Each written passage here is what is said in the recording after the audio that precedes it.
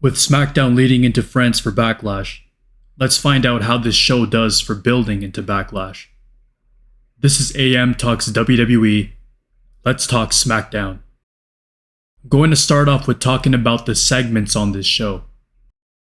A-Town Down Under are ready for their first title defense for the WWE Tag Team Championships, and they try to mock the crowd in France. Let's see if they can draw genuine heat moving forward. Bianca Belair and Jade Cargill want to be done with Damage Control. Bayley doesn't seem impressed. Carmelo Hayes is entering the King of the Ring tournament when Bobby Lashley comes in to offer him any advice he can. Carmelo appreciates it, but he has it figured out. Lashley points out that he lost last week. Lashley tells him to watch out who he disrespects. Paul Heyman can't get Nick Aldis to call off the match, so what happens is on Aldis' hands. Aldis says, "Is that from the tribal chief?" Heyman reveals that he hasn't spoken to Roman Reigns since WrestleMania, which is insane, and how WWE is slowly telling us the reason these events are taking place. Meaning he had Roman Reigns removed from the WWE draft. Aldis isn't pleased and makes Heyman the guest on the RKO show. Here are Kevin Owens and Randy Orton for the RKO show. Great energy with the French crowd, and then saying how disappointing it is that their first guest is Paul Heyman. Heyman shows up, who then threatens them with the bloodline violence. Owens wants to know who the real tribal chief is anymore. But here is the bloodline for the brawl. The heels are cleared out, and we have another segment designed to get people on the show, which is completely fine. Here are Cody Rhodes and AJ Styles for a face-to-face stare-down before their title match at Backlash. Styles thinks Cody is overlooking him because he's distracted by everything that's going on around him. He says Cody loves the spotlight because he's Dusty's son. Then the pressure got to him and he left. AJ said when he arrived, people didn't want him, so he had to prove himself over and over. Now he's ready to prove that he is phenomenal.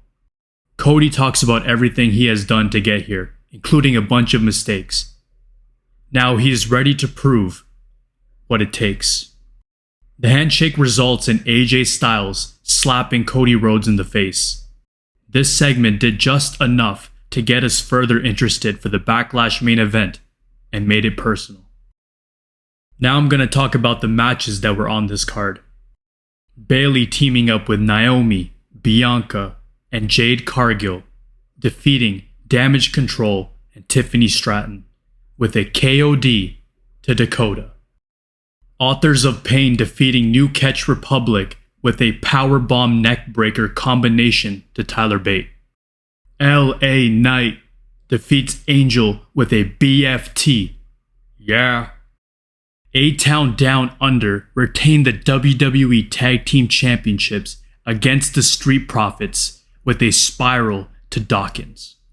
Those were the 4 matches on the Smackdown card, and now let's talk about some of the notable moments on this show leading into Backlash.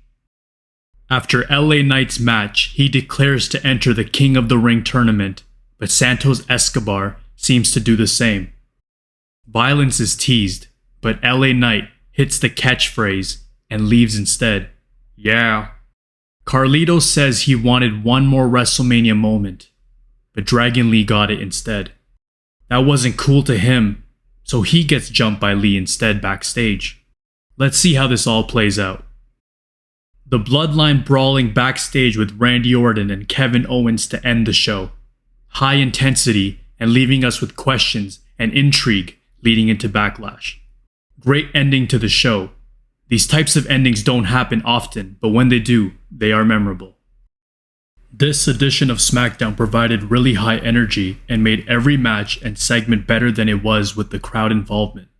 The show did a pretty good job at building up to Backlash while providing some intrigue, even though the show looks quite straightforward on paper, with every ability to over-deliver on the execution of the matches.